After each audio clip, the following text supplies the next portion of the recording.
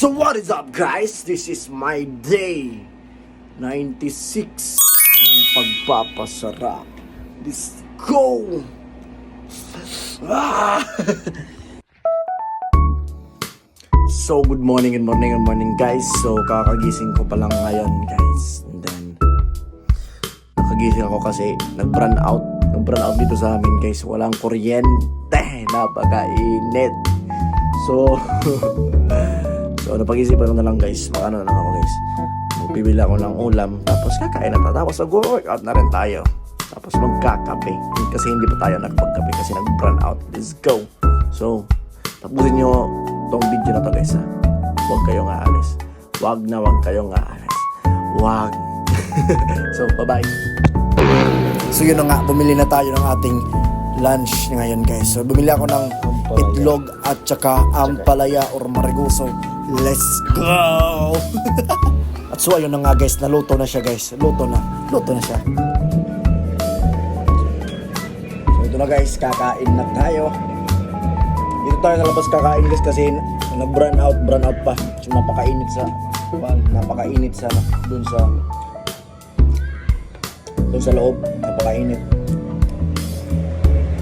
First bag. Let's go.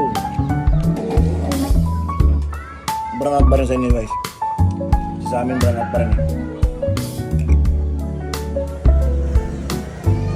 200 grams white rice at saka na 5 itlog na ampalaya. Ito ang favorite ko na ampalaya guys. Let's go. Kain tayo.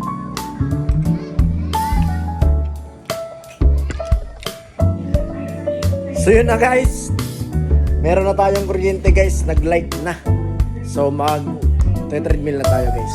So ito, magtitake muna ako ng aking athlean creatine bago tayo mag-workout sa treadmill.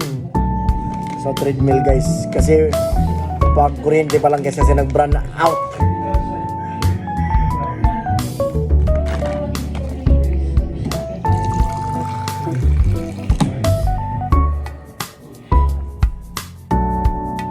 Let's go.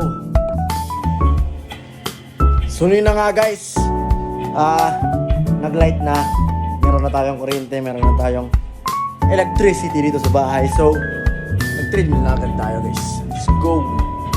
Ito na ang pagpapasarap natin.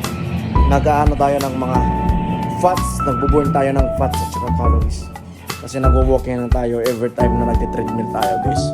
So let's go.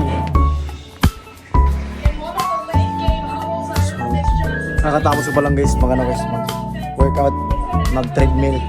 So yun, nakikita nyo, pagod ako. So hanggang dito muna sa video na to guys. Make it follow na ako guys at palike na rin at share.